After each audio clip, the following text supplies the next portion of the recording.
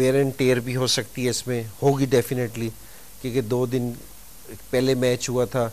अब ग्राउंडमैन ने इसको सही करने के लिए पानी लगाया होगा। अब मुझे नहीं पता कि जी वेदर की रिपोर्ट कैसी है, कि कितनी धूप निकल रही है। वेदर की पोजीशन ये है जी कि तकरीबन 30-31 डिग्रीज टेम्परेचर है और थोड़े से बादल हैं, बट ज़्यादा धूप जो है वो क्लियर डे है। और जो ह्यूमिडिटी है वो तकरीबन 67 से लेके 70% थ्रू आउट द डे रहेगी।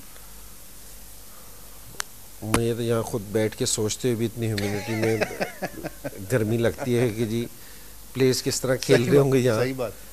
तो जिस टाइम हम श्रीलंका खेलते थे, तो जिस टाइम हमारा ब्रेक आता था तो हम लंच के लिए किस में जाते थे, तो वहाँ जो गर्म करने के लिए वो जला रखे होते थे, हम वो सारे बंद करवा के जाते थे कि इतनी गर्मी होती थी। तो मैंने कहा ये न्यूजीलैंड वालों के लिए, कि हम तो फिर सब कॉन्टिनेंट की टीम थी, हमारे लिए आसान था। न्यूजीलैंड के लिए इस वेदर में मैनेज करना या बाहर की टीमों के लिए बड़ा मुश्किल है कि जिस तरह का। तो जितना ये वेदर आपने बताई, जो रिपोर्ट है वेदर की, तो इससे मेरे ख्याल में पिच ड्राई होगी। ठीक ठीक ठीक है, इतनी गर्मी में पिच में मॉइस्चर मेरे ख्याल में ऐसा सच नहीं होगा। अगर न्यूजीलैंड जो पिछले मैच में जो टीम ने स्कोर किया था 229 इंग्लैंड ने, तो मेरा नहीं ख्याल कि जी विकेट में ऐसा सच कोई बात थी। ठीक है, वो लोग स्लो खेले थे। ठीक है, उन्होंने उस चीज़ का एडवांटेज नहीं लिया था। अर्ली ऑन उनकी मेरे ख्याल में 1 से 2 विकेटें गिर गई थी। स्ट्रॉस उनका मेन प्लेयर था, वो गिर गया था। तो मेरा नहीं ख्याल कि जी विकेट पे शुरू में डेफिनेटली 2 दिन पहले मैच हुए, अब मैच हो रहा है, तो जो टीम पहले बैटिंग करेगी तो मेरे ख्याल में उसको एडवांटेज मिलेगा इस चीज़ का, क्योंकि इस विकेट पे लेटर ऑन है ना जो वेयर एंड टेयर आएगी, जिससे ना मेरे ख्याल में स्पिनर्स को मदद मिलेगी। श्रीलंका ने, हम अभी ये जो रिकॉर्ड्स भी देख रहे थे, इस वर्ल्ड कप का पिछला मैच भी देख रहे थे, पिछला सेमीफाइनल भी हम पिछले वर्ल्ड कप का देख रहे थे। श्रीलंका ने दोनों मैचेस में पहले बैटिंग की और वो स्कोर चेज नहीं कर सकी न्यूजीलैंड की टीम। कितना डिसएडवांटेज होगा न्यूजीलैंड को अगर वो आज टॉस हार जाते हैं और उनको फिर बैटिंग करनी पड़ती है दूसरे नंबर पे, यानी अंडर द लाइट्स उनको फिर बैटिंग करनी पड़े, तो कितना इनिशिएटिव लूज कर देगा न्यूजीलैंड की टीम? देखिए, असल में बात यह कि जिस तरह की विकेटें अभी तक देखने में आ रही है ना टूर्नामेंट में, सेकंड उसमें कि एक थोड़ा सा स्पिनर्स को एज मिलता है। ठीक है, फास्ट बॉलर्स का बॉल थोड़ा सा स्लो रहता है।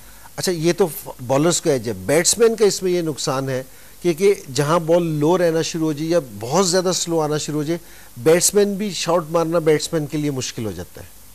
ठीक है, तो ये थोड़ा सा जो भी टीम टॉस जीतती है उसको मेरे ख्याल में 10 से 15% एडवांटेज मिल जाता है इस चीज़ का। और दूसरी, जहाँ प्रेशर वाला मैच हो, जहाँ जिस तरह ये वर्ल्ड कप का सेमीफाइनल प्रेशर वाला मैच है, हालांकि इसका जिक्र नहीं हो रहा, लेकिन दोनों टीमों पे उसी तरह ही प्रेशर होगा। ठीक है, तो उसमें ये कि जी अगर 250 रन भी बन जाए या 240 भी बन जाए, तो दूसरी टीम है ना के ऊपर प्रेशर आ जाता है, क्योंकि जहाँ सेकंड इनिंग्स में चेस करते हुए बड़े मैच में आपकी 2 विकेटें गिरती हैं तो आप फौरन बैकफुट पे आ जाते हैं। तो मेरा ये ख्याल है कि टॉस जीतने वाली टीम को है ना 10 से 15% एडवांटेज इस विकेट पे मिलना चाहिए। श्रीलंका ने पिछले मैच में क्वार्टर फाइनल में बाद में बैटिंग की इसी पिच पर, इसी ग्राउंड में, और 10 विकेटों से मैच जीता। तो ऑब्वियसली वो एक एडेड एडवांटेज होगा श्रीलंका के कप्तान को। जब वो टॉस के लिए उतरेंगे तो वो जरा थोड़ा सा उनका मोराल ज़्यादा हाई होगा अगेंस्ट न्यूजीलैंड के। जी हमने चेस भी किया हुआ है इस पिच पे, अगर पहले बैटिंग करने का मौका मिल गया तो और बड़ा स्कोर करेंगे। ये कितना बड़ा फैक्टर होगा कप्तान के ज़हन में? देखिए, अगर उस दिन भी टॉस में जिस टाइम देखा था, संगाकारा थोड़ा सा आपको लगा था कि जी टॉस हारने के बाद थोड़ा सा परेशान हो गया। और सारे मैचेस में इस तरह नहीं हो सकता है कि जी आप 10 विकेटों से 230 रन आपकी ओपनिंग पार्टनरशिप कर ले। तो संगाकारा की भी कोशिश ज़रूर होगी कि जी वो टॉस जीत के पहले बैटिंग करे। लेकिन ठीक है, अगर टॉस, बड़ी टीम का ये है कि जी वो सिर्फ टॉस पे डिपेंड नहीं करते कि जी हम टॉस जीतेंगे या बैटिंग जीतेंगे, मैच जीतेंगे। ठीक है ना? हाँ, अगर उनको चेस भी करना पड़े तो डेफिनेटली उनको कॉन्फिडेंस होगा कि जी हमारी टीम ने पिछले मैच में बड़े अच्छे तरीके से रन्स चेस किए थे, उसको कॉन्फिडेंस होगा।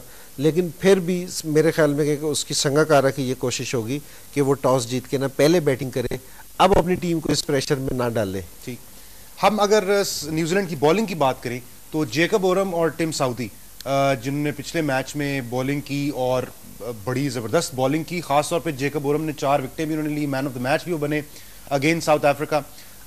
कितना कॉन्फिडेंस विटोरी के कप्तान को मिला होगा जेकब ओरम की उस परफॉर्मेंस से? और अब वो जो हम बात कर रहे हैं, काइल मिल्स तो ऑब्वियसली मोस्ट प्रॉब्ली नहीं खेलेंगे, तो डेरिल टफी और वुडकॉक के दरमियान जो वो होगा कि इन दोनों में से कौन खेले, तो वुडकॉक जाहिर है स्पिनर हैं, डेरिल टफी पेस बॉलर हैं, तो जेकब ओरम की फॉर्म में आने से क्या जहन में होगा विटोरी के, आप क्या समझते हैं, किस तरह से सोच रहे होंगे वो इस सिलेक्शन पे वुडकॉक वर्सेस डेरिल टफी? देखिए, जो अगेंस्ट साउथ अफ्रीका उन्होंने स्पिनर्स 3 खिलाए थे, क्योंकि जी साउथ अफ्रीका वाले स्पिनर्स को इतने अच्छे नहीं खेलते इस कंडीशंस में, ठीक ठीक, जिसमें जो इन कंडीशन में श्रीलंका वाले खेलते हैं। बिल्कुल ठीक, ठीक है ना।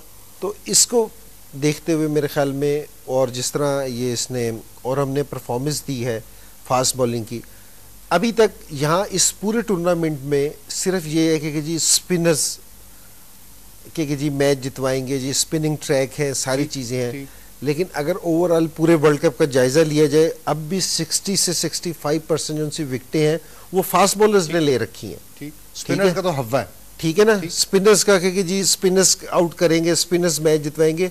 अभी भी उनकी जो उनसी विकेटें हैं वो 35 और 40 के दरमियान है, फास्ट बॉलर्स का रेशो अच्छा है। अगर इन विकेटों पे स्पेशली अगर बॉलर्स अच्छी लाइन लेंथ से बॉलिंग करे, ठीक है, और उसको अगर रिवर्स स्विंग करना आता है, तो मेरे ख्याल में इन विकेटों पे आसान नहीं है फास्ट बॉलर्स को स्कोर करना। तो मेरा ये ख्याल है कि जिस तरह औरम ने परफॉर्मेंस दी है, या इससे पहले मैचेस में सऊदी बॉलिंग कर रहा था, तो मेरे ख्याल में कि विटोरी को है ना, एक मेरे ख्याल में जेन्युइन फास्ट बॉलर्स के साथ जाना चाहिए। बिल्कुल ठीक है। तो जनाब, हमारे एक्सपर्ट का ख्याल ये है कि एक एक्स्ट्रा बॉलर को लेके जाना चाहिए न्यूजीलैंड को। Daryl Tuffey should be the first choice in place of Woodcock. देखते हैं कि किस तरह से टीम सेलेक्ट होती हैं, टॉस पे क्या होता है, ये सब कुछ देखेंगे, बात करेंगे इसके ऊपर एक छोटे से ब्रेक के बाद। देखते रहें वैल्यू टीवी पर वर्ल्ड कप 2011 इंजमाम उल हक के साथ पहला सेमीफाइनल न्यूजीलैंड और श्रीलंका की टीमों के दरमियान थोड़ी ही देर के बाद खेला जाएगा। एक छोटे से ब्रेक के बाद आ रहे हैं।